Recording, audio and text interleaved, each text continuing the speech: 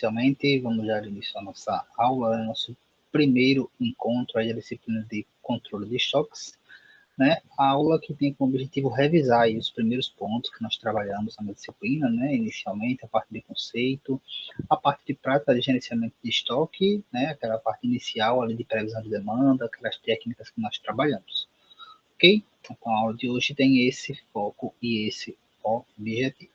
Vou projetar aqui a minha tela para que a gente comece aqui a debater um pouco sobre esses temas.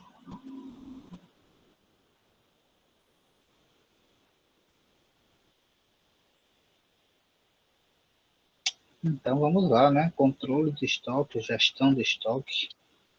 Vamos começar a falar aí sobre esse tema de extrema importância, que tem uma relação direta, né, com outra disciplina que nós já trabalhamos, que é a disciplina de armazenagem e movimentação de materiais. Assim como eu falei, acredito na disciplina de armazenagem, a gente sempre comenta isso, né? Um primeiro ponto sempre importante de frisar é a diferença de armazenagem e estoque, embora esteja tudo entrelaçado, mas quando a gente fala de estoque, a gente está falando do produto, certo? Quando a gente fala de armazenagem, a gente está falando de um processo. Então, a armazenagem envolve recebimento, identificação, conferência, armazenamento, segurança, acondicionamento, tudo isso envolve armazenagem. Né? Armazenagem é um processo. Estoque é o produto, ok? Então, vale frisar mais uma vez aí essa diferença. Tá? Qualquer dúvida que vocês tiverem, eu peço para que vocês agora abram aí o microfone, tá, para falar, né, que eu estou vendo aqui só a tela com slide, estou com a segunda tela, mas para não ficar o tempo todo olhando para o lado, qualquer coisa vocês podem abrir e comentar, fiquem à vontade. Então, vamos lá, né? Vamos começar a falar de estoque. Como eu disse, estoque está relacionado a um produto, né? Aos produtos, ou ao produto que a empresa trabalha. E aí é sempre bom também frisar que quando a gente fala de logística de uma maneira geral, né? A gente está falando de empresas que podem existir de diferentes segmentos, né? Então, podem ser empresas que trabalham simplesmente com o processo de distribuição, podemos estar falando de empresas que trabalham com o processo de fabricação, na indústria, né? De uma maneira geral. Então, é comum que é possível, né? Existe essa possibilidade de atuação de vocês nessas áreas, ok? E aí essa área de controle de estoque, né? Ela é importante e imprescindível, independente do segmento de logística que a empresa vai atuar, certo? Seja na distribuição, seja na fabricação, seja uma empresa que trabalhe somente com parte de um processo, né, de logística, né? É muito comum hoje, como a gente trabalha com cadeias, né, de suprimentos, é muito comum que a cadeia esteja extremamente fracionada, né? Cada um trabalhando ali em uma operação. Então, mas de uma maneira geral, esse processo do controle, né, do estoque é muito importante para as empresas, independente do segmento ali que elas vão atuar. Então, quando a gente fala de estoque, né, nada mais é de todo qualquer material que está sendo guardado para uma utilização posterior. Né? Essa utilização ela pode ser a questão da distribuição, né, quando você tem um produto já fechado para vender, e pode ser um produto como matéria-prima, por exemplo, que vai passar por um processo de produção, né? Vai passar por um processo de transformação, digamos assim, na fábrica. Tá? Então, a gente pode ter estoque nesses dois segmentos, digamos assim. São dois segmentos possíveis aí de termos de estoque, tá? E aí, pessoal, uma coisa muito importante que a gente tem que ter em mente é que estoque é dinheiro parado, certo? Então, assim, por que se estuda tanto estoque, né? Porque existem tantas formas, tantos cálculos, né? Técnicas para se estudar estoque? Porque estoque é dinheiro, né? Então, imagine que uma empresa, em vez de investir, sei lá, num maquinário que ela precisa, na qualificação dos seus colaboradores, ela decidiu investir tudo em estoque. E ela não vende aquele produto que ela investiu, vai ficar ali parado. Né? Ela corre o risco, inclusive, de perder aquele produto e está com dinheiro parado. Dinheiro sem estar ali movimentando, ela poderia estar utilizando de uma outra forma. Tá? Deixa eu só voltar aqui, porque eu vou precisar. Só um segundo, vai já tá aqui.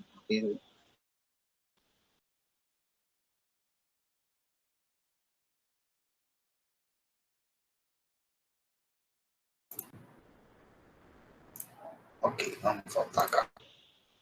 Então, o estoque nada mais é do que dinheiro parado, né? Então, você tem que trabalhar, né? Nós que atuamos ali no ramo da logística, nós temos que trabalhar de uma forma que não tenhamos nem estoque faltando, né? Ruptura de estoque, que a gente chama de ruptura de estoque, ou não tenhamos também estoque excessivo, né?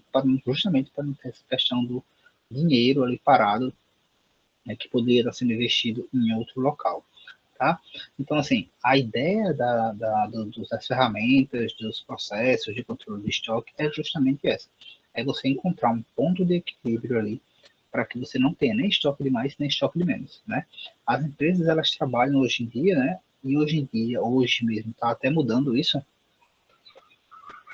por conta dessa questão da pandemia, né? Alguns processos da área de logística eles estão mudando, né? Então, um deles, por exemplo, é a questão da cadeia de suprimentos, que você tinha ali, geralmente, fornecedores bem fechados tal. E hoje a gente viu que com essa situação toda, você muitas vezes precisa ter um fornecedor auxiliar no exterior, mas também um plano B aqui, né? Outro, mais de um fornecedor, enfim, porque pode acontecer situações como a que nós estamos vivendo agora, que se um elo da sua cadeia tiver algum problema, pode atrapalhar, né? Parar toda a cadeia. Então, as empresas, inclusive, elas passaram a até aumentar um pouco o seu nível de estoque, né? Por conta de receio com relação à ruptura, com relação à entrega dos fornecedores. Então, existe ainda sim a ideia de estoque enxuto, certo? Mas isso já até mudou um pouco por conta da situação que nós estamos vivendo hoje, que foi uma situação que mudou completamente, não só a área da logística, né? Mas acho que todos os segmentos passaram por transformações e mudanças. A mais gritante, digamos assim, é a questão da internet, né, do web, digamos assim, que as empresas elas tiveram que se lançar cada vez mais na parte de tecnologia, se lançar no e-commerce, por exemplo, para que conseguisse se manter neste momento, tá?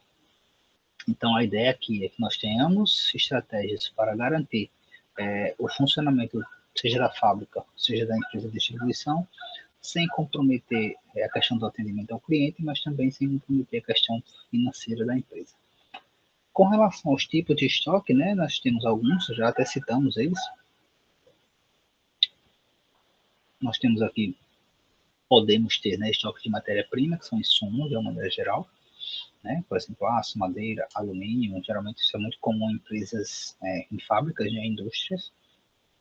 Produtos em processo, tá? São produtos que estão ali passando ainda pelo seu processo de conclusão, né, do seu processo de transformação, né, do que eu usei, geralmente eu usava lá o exemplo da nossa cadeira, né, da sala, que tem uma parte de plástico, uma parte de metal e uma parte de madeira. Então, essa cadeira ela vai sendo montada, né, construída, e enquanto ela não estiver 100% pronta, né, enquanto tivermos peças ali, partes dela, é um produto ali em processo e pode ter estoque de produtos que estão ali em processo, né, semi-acabados. Embalagens, né, materiais de embalagens, recipientes, produtos como caixas, pallets, né, pode ser que a empresa também disponha. Produtos acabados, ou seja, são aqueles que já estão prontos ali para o ponto de venda, né, para distribuição, para a venda do produto final. Além disso, componentes, né, fazem parte de uma peça, digamos assim, geralmente também muito comum em indústrias, né, uma porta, um parafuso. Materiais de manutenção são utilizados para manutenção de equipamentos, manutenção de prédio, como lâmpadas, correias, fios, braçadeiras, cano, por exemplo, para a parte hidráulica. Material expediente, né, podemos ter estoque disso, papel,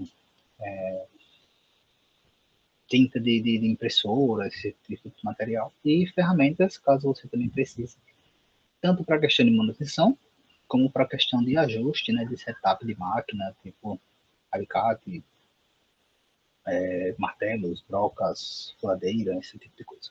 Ok? São algumas das possibilidades.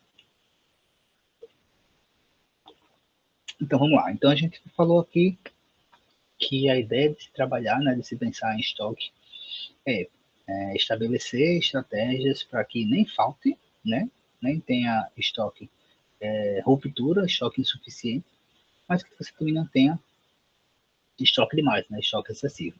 Então você tem que encontrar um equilíbrio, porque os dois extremos ali não são interessantes, né, não são viáveis ali para a empresa. E aí, como é que a empresa ela pode fazer isso? Né? Como é que a gente faz exatamente esse processo? Através do que a gente chama de dimensionamento do estoque. Né? Dimensionar o estoque nada mais é do que encontrar esse equilíbrio. de uma forma que você tem estoque, nem que seja nem estoque passando, né, excessivo, nem estoque ruptura, né, quando você não tem ali estoque para atender seus clientes. Então, isso é dimensionar o estoque, né? O que é dimensionar? É você estabelecer o que, ou seja, item por item do seu estoque, e isso é muito importante, né? A gente dimensiona e faz todos os cálculos ali da área de controle de estoque para todos os produtos. Então, se você trabalha ali com 30 produtos diferentes, 30 itens diferentes, você vai ter que fazer o controle dos 30 itens, né? Ou 30 SKUs, né? Como se chama. Então, se você trabalhar com 100, vai ter que fazer o controle dos 100. Então, dimensionar é você dizer qual item, quanto você precisa de volume de estoque daquele produto e e quando, no caso, é a periodicidade de compra daquele produto, né? Então, em quanto tempo eu preciso comprar, digamos assim, reabastecer o meu estoque daquele produto, tá? Então, o desafio principal é esse, é saber quando reabastecer, não faltar, não ter demais, isso para cada item, né, do estoque. E aí, assim, para onde é que a gente começa, né? Eu até acho que cheguei a perguntar isso para vocês, né? Já que a gente já tinha visto esse tópico. Então, imagine que vocês vão trabalhar ali numa empresa, vocês podem chegar a uma empresa que já tem tudo ok, uma planilha, um sistema, não sei, alguma forma de controle, mas vocês podem chegar numa empresa que não tem absolutamente nada, né? Não tem nem um caderninho para anotar, digamos assim, o que sai, o que entra, e aí o que fazer, né? Por onde começar? Para onde eu vou olhar, né? Para iniciar esse processo de controle de estoque. Isso inclusive aconteceu, né? Com alunos nossos, né? Que chegaram, foram fazer estágio em empresas e chegaram lá em absolutamente nada. E aí o gestor da empresa chegou lá, viu os alunos, estava vendo os alunos como o salvador da pátria, né? Ah, você está vindo de falta, o curso de logística, né? Muito bom, então você que vai resolver isso aí. Não tinha nada, então teve que partir exatamente do zero, né? E para onde olhar, né? Para onde olhar. E aí a gente sempre diz que a ideia a gente quando trabalha a questão do estoque, né? Quanto a gente vai ter de estoque, né? Você tem estoque para você vender, ok? Então, para você saber quanto você vai ter de estoque, quanto você vai investir de estoque para você vender, o ponto de partida é sempre olhar para trás, certo? Então, é sempre olhar o que você vendeu, né? Então, isso lembrando para cada item, tá? Então, você precisa fazer uma previsão de consumo, né? Da demanda que você vai ter. E o ponto de partida para você fazer isso é olhar para trás, o que você vendeu, qual foi o consumo daquele material durante um período, enfim. Então, lembrem sempre disso, né? Se vocês precisarem estabelecer, digamos assim, quanto desse produto nós vamos comprar agora? Poxa, você não vai chutar, né? Você não vai chutar, você tem que tirar essa informação de algum lugar, se a empresa não tem, você pode pesquisar ou fazer um levantamento ali de notas para saber, ó, quanto se vendeu no mês passado. Então você vai ter uma ideia de quanto precisa no mês daquele produto, né? Lógico que você tem que olhar algumas peculiaridades, como sazonalidade, né? Ou seja, esse é um produto que nesse período do ano vende mais, vende menos, exemplo do chocolate, né? No período da Páscoa, no período do final do ano, né? Questão de produtos como picolé, sorvete no verão, são produtos que vendem mais no ano, vendem no ano todo, né? Mas vendem mais, tem mais saída em algumas épocas do ano, tá? Então vamos lá, vamos entender um pouquinho mais sobre essa questão da previsão, né? A gente viu três técnicas, digamos assim, né, e são essas justamente as que nós vamos lembrar, né, como principais tópicos aí da aula de revisão de hoje, justamente pensando nessa ideia de você não ter informação, né? Como é que eu vou buscar essa informação? De onde é que eu vou tirar essa informação? Então, lembrando, a ideia é você tem que saber exatamente qual é a previsão que você tem de vender, né? Para aí você comprar, ou seja, você tem que saber a previsão de consumo, né, daquele material, daquele item. E se você não tem essa informação, você vai olhar para trás, né? Sempre olhar o que você vendeu no mês passado, no ano passado, enfim, sempre olhando para trás, ok? Então, como eu disse, nós falamos de três técnicas, né, digamos assim, para fazer essa questão da previsão do consumo. A primeira dela, muito simples, né? Teoricamente muito simples, e aí você pode pensar, só isso? É. Só isso. Né? Mas isso, muitas vezes, se você for pego de surpresa, talvez você não pense ali naquele momento se você não tiver já essa ideia meio que formulada. Então, é o que eu falei, né? E se você quer saber quanto você vai comprar de estoque para vender, analise o que você vendeu, né? No período anterior. Então, justamente esse método aqui é chamado de método do consumo do último período. E quando a gente fala do último período, esse último período pode ser um ano, né? O ano anterior, pode ser um mês anterior, tá? E aí você pode pensar, mas vamos supor que a empresa não tem absolutamente nada, nem do ano anterior, nem do mês anterior. Então, é a situação ainda mais delicada e você que vai precisar começar a fazer o controle a partir do momento que você chegou. Inclusive, esse foi o caso que aconteceu com um aluno que eu disse, né? Ele chegou, foi um aluno, especificamente. Chegou na loja, era uma loja de material de construção, e não tinha nada. Então, a partir daquele momento que ela chegou, ela começou a fazer o registro e a loja não fechou, né? Para que ela começasse a fazer esse controle. Então, além de ela fazer o controle tipo, de contagem de quanto tinha tal, ela ainda tinha que registrar o que saía e o que entrava e atualizar os dados. Assim, foi uma loucura, mas ela conseguiu. No final das contas, ela conseguiu. Né? Ela até sugeriu lá, eles até depois viram, é, implantaram um sistema que tinha lá. Foi bem interessante a experiência dela. Então, como eu falei, primeira técnica, consumo do último período, né? Então, nós temos aqui um exemplo. Imaginemos que estamos buscando uma previsão, né, de quanto nós vamos comprar, se fosse no ano passado, né? Quanto nós iríamos comprar em 2019 para vender esse produto, né?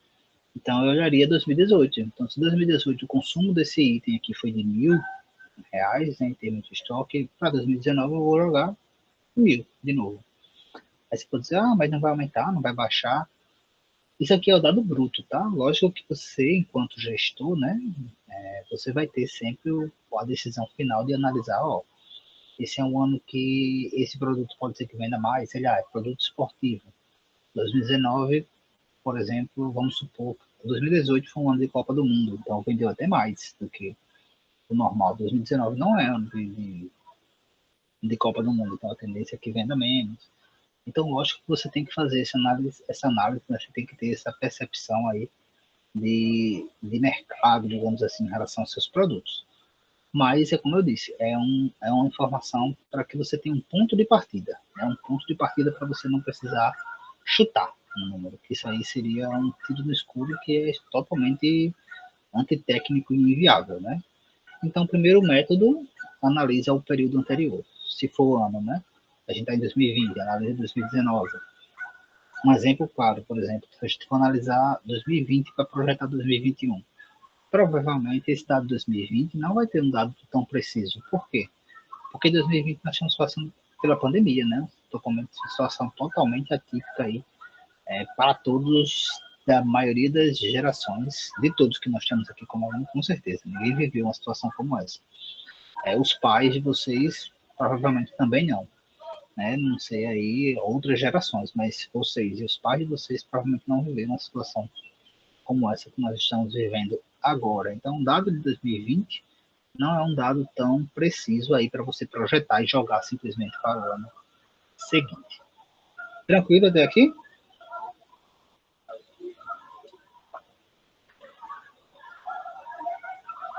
Certo. Vamos seguir.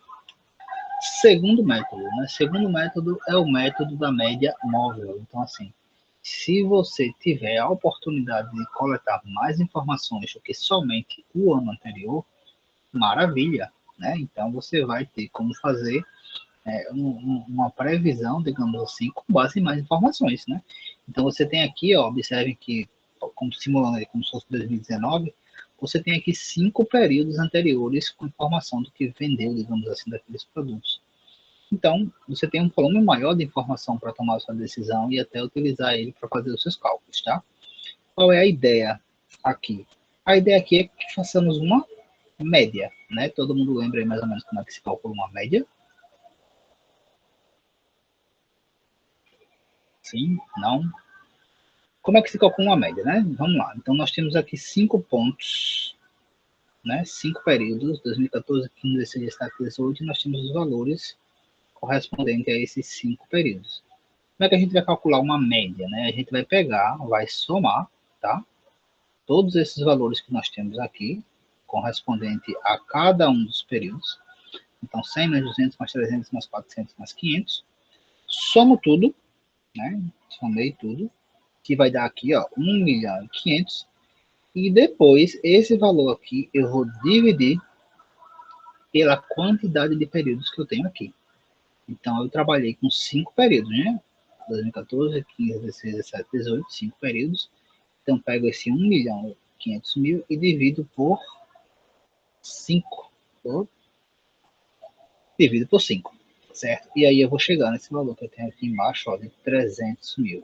Então, eu projetaria para 2019 300 mil, certo? Observe que eu estou levando em consideração todos os últimos períodos e estou dando a mesma importância para todos eles, tá? Então, assim, quando você faz uma média, né, uma média normal ou uma média móvel, que a gente chama, a gente diz que todos os valores que eu tenho aqui, né, eles têm a mesma importância. Então, eu estou dando importância para 2014 e para 2018 a mesma importância.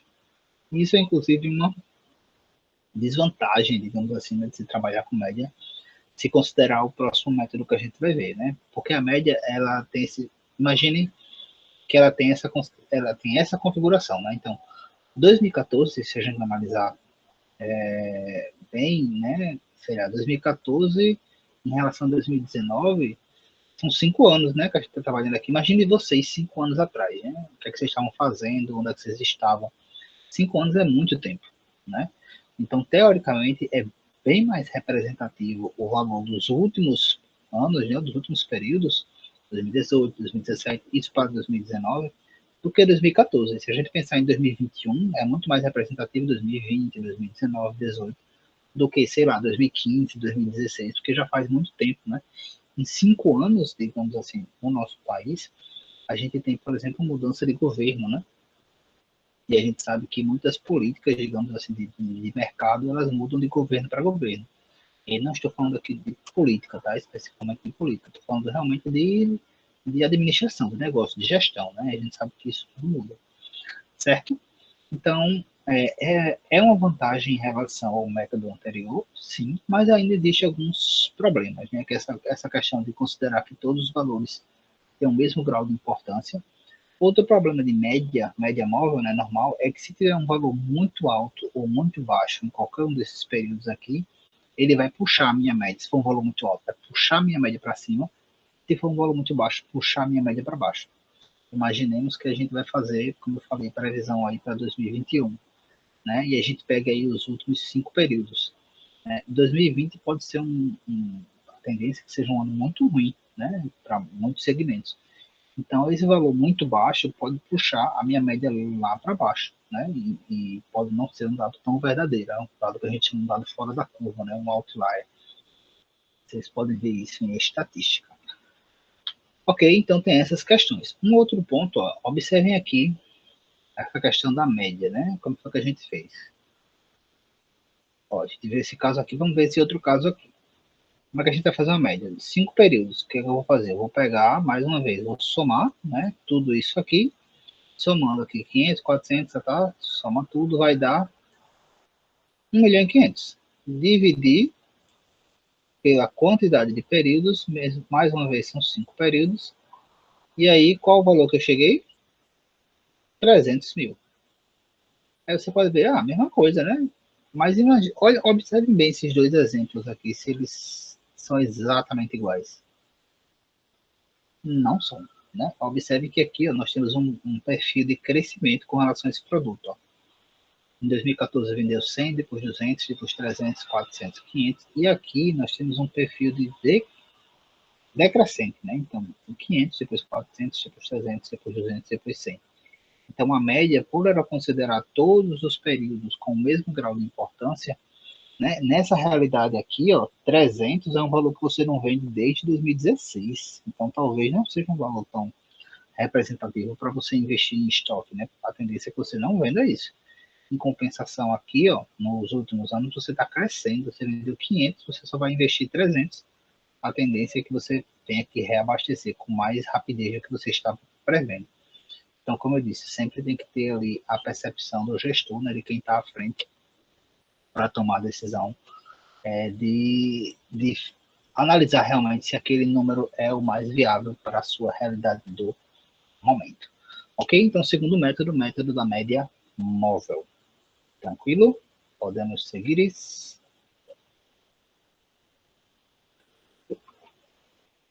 Tá. Próximo método, o método da média ponderada. Média móvel ponderada. E aí, qual é a questão aqui? Se na média móvel a gente utilizou, né? Se todos os valores ali da média móvel eles tinham o mesmo grau de importância para mim, aqui não, tá? Eu solucionei esse problema do grau de importância atribuindo o que a gente chama de pesos, né? Lembra lá dos pesos? Então, o período mais próximo, analisando ainda a realidade de uma projeção para 2019. O período mais próximo de 2019 é 2018, certo? Então, para 2018, que é o período que está mais próximo, eu vou atribuir um peso maior. Né? Esses pesos aqui, existe algumas formas de fazer isso, mas essa é a mais simples, digamos assim. Você vai atribuir peso de acordo com a quantidade de períodos que você tem. Então, se você tem ali 5 períodos, né? 14, 15, 16, 17, 18, 5, você vai atribuir peso de 1, 2, 3, 4, 5, certo? E aí o peso menor vai ser o período mais distante daquele que você está tentando analisar e o peso maior do período mais próximo, ok? Então vamos lá, vamos ver como é que funciona aqui a média ponderada. Então nós temos aqui a informação, né? O período e o valor. O primeiro passo é atribuir o peso, né? Como eu falei. Então, você vai atribuir, como são 5 períodos, você vai atribuir peso de 1 até 5. Uma observação importante, né? A primeira coisa que você tem que fazer é olhar se isso aqui está em ordem, certo? Porque se não tiver, como você vai atribuir pesos pela ordem, digamos assim, da proximidade dos períodos, se isso aqui, né, se esses valores aqui eles estiverem desordenados, a primeira coisa que você tem que fazer é ordenar tanto o período como o valor ali correspondente a ele. Ok? Então, feito isso, próximo passo é atribuir pesos. Então, para o período 1, que tem o valor de 100, eu vou atribuir o peso 1, né, o peso menor, o mais distante. Para o 200, eu vou atribuir o peso 2, 300, peso 3, 400, peso 4, 500, peso 5. Ok? Então, só fiz aqui atribuir o peso. Próximo passo é multiplicar o valor pelo seu respectivo peso, tá? Então, eu vou pegar aqui os 100 multiplicar por 1, pegar o 200 multiplicar por 2, pegar o 300 multiplicar por 3, pegar o 400 multiplicar por 4, pegar o 500 e multiplicar por 5 e vou achar esses novos valores aqui, tá? Então, 100 por 1 deu 100, 200 por 2 deu 400, né? Deixa eu botar aqui. 300 por 3 deu 900, 400 vezes 4 deu 1 milhão e 600, 500 vezes 5, 2 milhões e 500. Então, eu achei aqui esses novos valores. O próximo passo é somar, certo? Assim como a gente fez na média, sendo que aqui a gente primeiro multiplicou. Vou somar esses novos valores que eu encontrei, né? Então, somando tudo isso aqui, 100 mais 400, mais 900, mais 1 milhão e 600, mais 2.500, eu vou chegar nesse novo valor de 5 milhões e 500. Ok? Então, 5 milhões e 500. Eu vou pegar este valor e vou também dividir por alguma coisa, né? Alguém lembra aí o que é?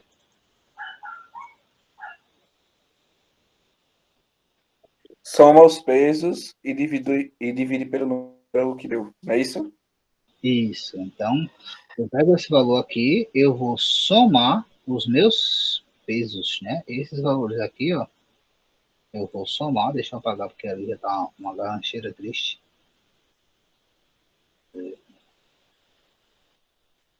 Eu vou somar esses valores aqui, que são os meus pesos. Então, somando tudo isso aqui, vai dar o quê? 1 mais 2, 3 mais 3, 6 mais 4, 10 mais 5, 15, tá? Ups. A letra de jardim de infância tá, porque eu tô riscando com o mouse aqui, tô sem caneta do computador. Então fica essa letrinha aqui, parece letra de criança quando tá aprendendo a escrever. Mas acho que dá para entender, né? Se vocês entenderem aí, vocês avisam. Então eu somei aqui os pesos, deu 15. Eu vou pegar esse valor 15, coloco aqui, ó. E vou dividir, né? E vou dividir o valor que eu achei de 5 milhões e 500 por 15 e vou chegar nesse novo valor, que é a minha projeção aqui para 2019. R$ 366.666. Observe que ele é um valor quebrado, né? Assim, esses valores aqui que a gente está trabalhando são valores, são valores absolutos, né? Digamos assim. E por isso que às vezes dá um valor meio estranho. Tipo assim, a gente está trabalhando com 100, 200, 300, 400. Isso aqui só para facilitar esse meu momento de conta, tá? Mas teoricamente, se fosse, digamos assim, um fator, uma conta mais real, né? Seria 100, seriam números quebrados, né? 102, 421, 247, 700, enfim, seriam valores quebrados. Mas observe uma coisa, que o valor aqui, ó, final que a gente já achou da previsão, foi um valor mais representativo do que o simplesmente o da média, né? O da média aqui deu 300, né? Aqui já deu 366, ou seja, foi um valor que aproximou mais ainda dos períodos mais próximos que a gente está buscando, tá? Então, observem aqui, ó, tem até aqui o valor da média, né, para a gente comparar, o da média normal que a gente fez no slide anterior e aqui o da média ponderada.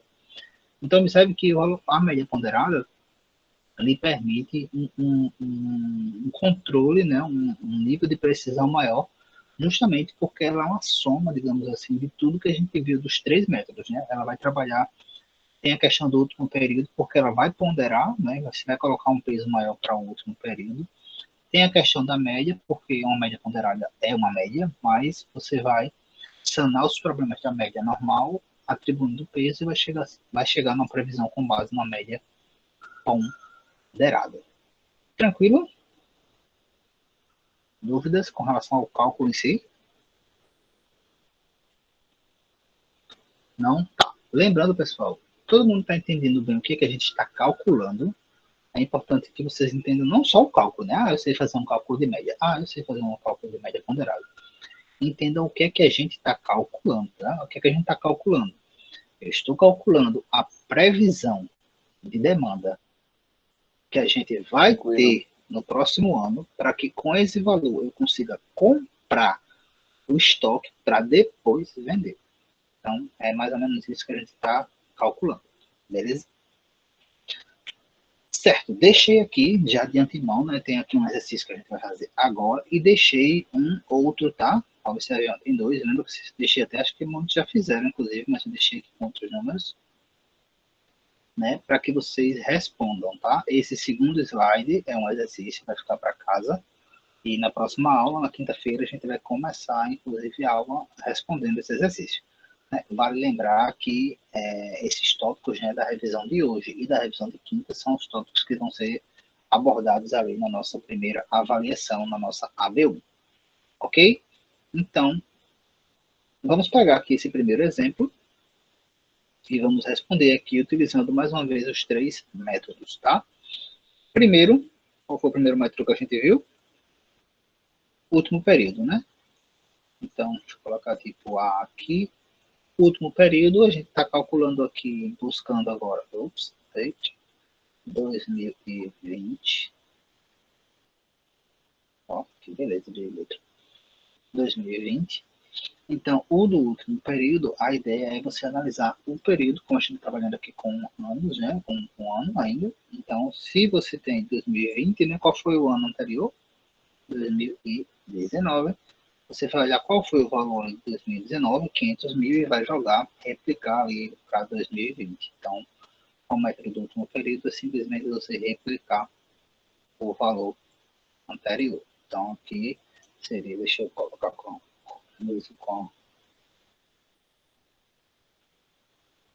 isso foi pior. 500 mil.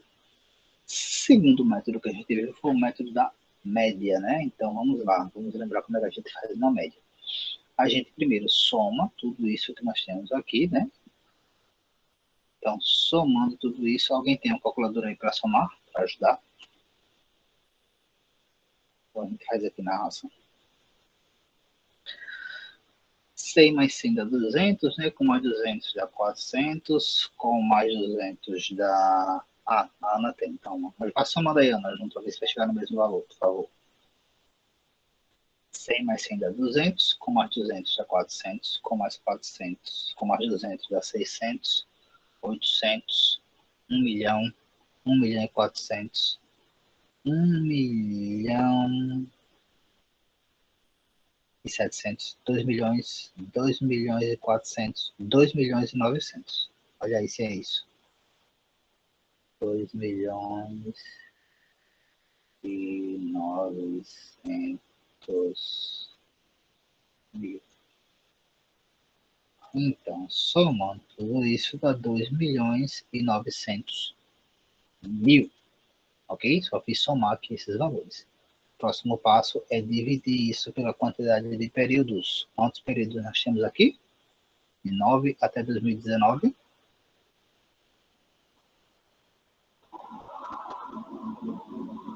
11. Isso. Cuidado para não se passar e pensar que é 10, tá? Está contando 9 e o 19. Então, divide este valor por 11, que vai dar quanto? Faz aí, Ana, por favor.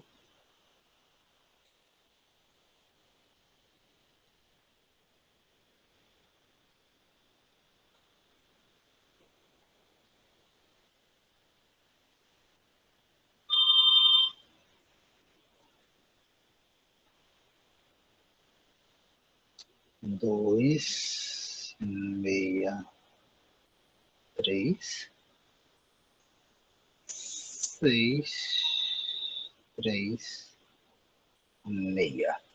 Então, 263.636 mil. Ok? Tranquilo até aqui? O próximo que a gente viu foi o da média ponderada, né? Tranquilo aqui? Posso pagar isso aqui? Para não ficar muito bagunçado.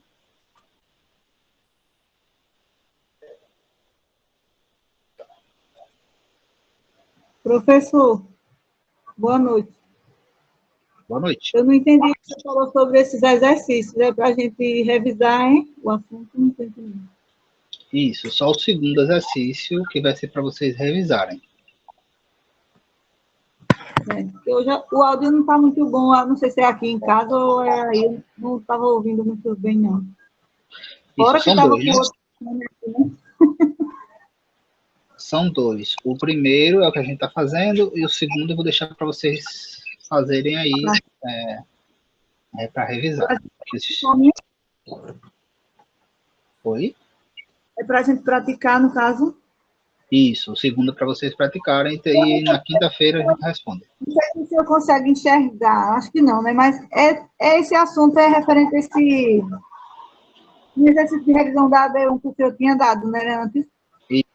Isso. Tá. Então vamos lá, deixa eu apagar aqui para a gente ir para a média ponderada. Vou apagar tudo aqui. Então vamos lá, média ponderada, né?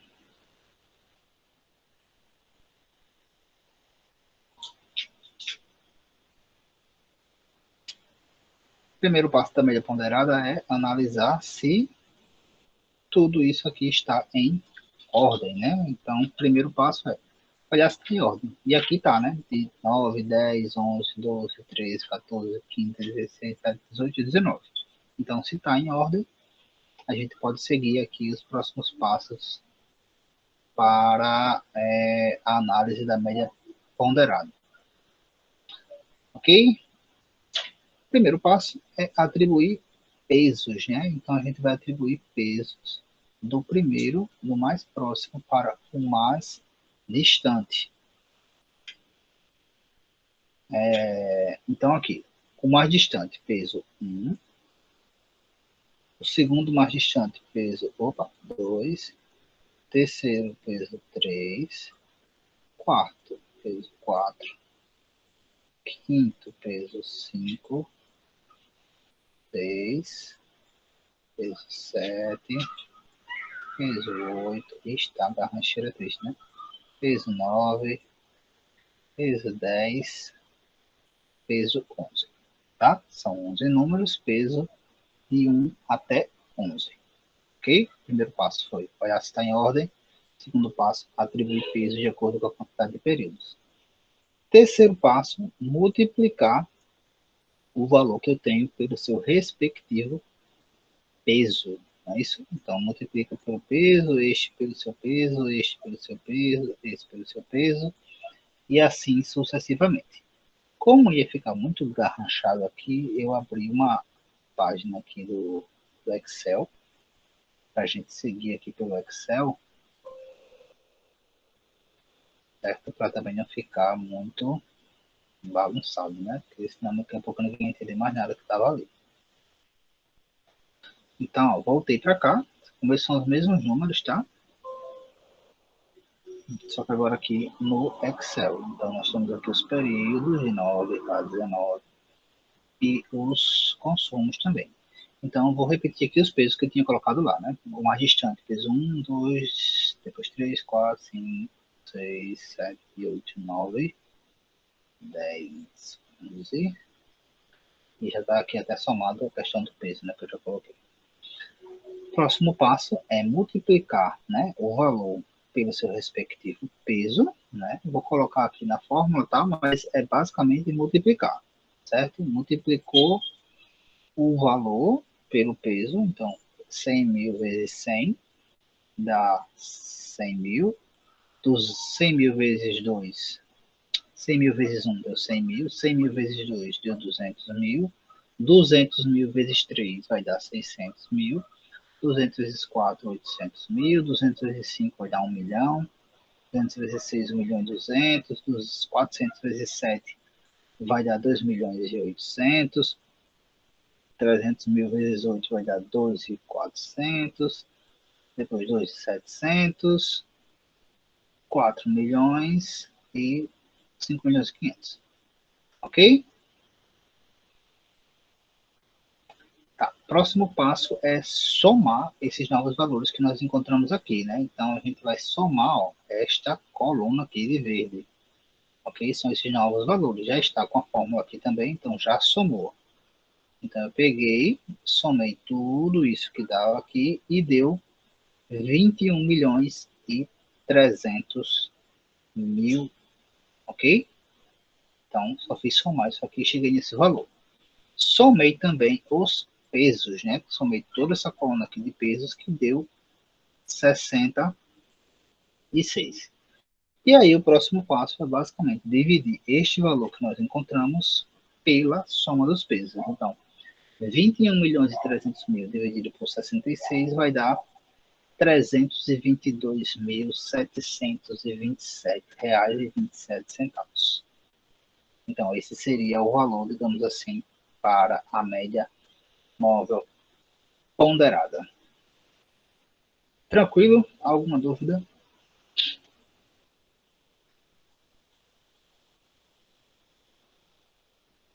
Não? Não, tranquilo. Tranquilo, né? Então, esse tópico aí é um tópico... Esse era o tópico que nós tínhamos para revisar na nossa aula de hoje. Esse foram os primeiros tópicos, né, que nós trabalhamos. Como a Gisleide até comentou, a gente até já fez alguns exercícios, né, alguns exercícios, inclusive, de revisão, porque esse era o tópico da nossa prova da B1, né? Então, quem já fez, inclusive, revisa lá os tópicos, porque vai ser importante nesse momento novamente. Tá? Lembrando que o último slide é um slide de exercício, né? Então, vocês façam aí esse último slide, tá? Refaçam o que a gente acabou de fazer, né? São outros números. Refaçam o que a gente acabou de fazer pelos 3 métodos, e na aula de quinta-feira a gente retoma exatamente daí. Ok? Alguma dúvida com relação a esses pontos que nós falamos aqui? E já vai ter atividade, professor, não siga, não. Não, vai ser essa. Com relação às outras atividades, eu vou falar agora com relação à disciplina de maneira geral. Ah, tá, porque eu achei que o senhor já tinha falado, entendeu? Porque eu não ouvi direito o começo da aula. Não, tranquilo, tranquilo. Ó, pessoal, então vamos encerrar por aqui a questão da gravação, tá? Para quem vai assistir a aula depois. E depois da gravação, a gente conversa um pouquinho mais sobre a questão das aulas. Vou fazer aqui a chamada com vocês. Ok? Para quem vai assistir depois também. Até mais, pessoal.